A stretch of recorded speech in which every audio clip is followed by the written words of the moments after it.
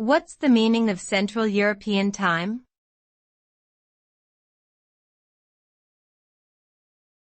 Central European Time.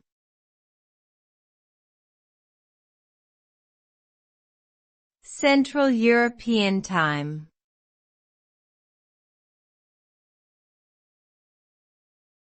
Central European Time.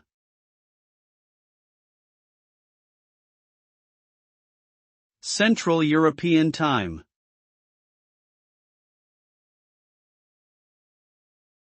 Central European Time, CET, is a time standard used in some European countries, including Germany, France, Spain, Italy, and Poland. It is 1 hour ahead of Coordinated Universal Time, UTC+1, and is observed during the winter months when daylight saving time is not in effect.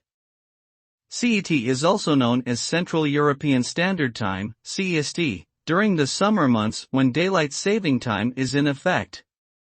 This time zone is used as a reference for scheduling international meetings, flights, and other cross-border activities within Europe.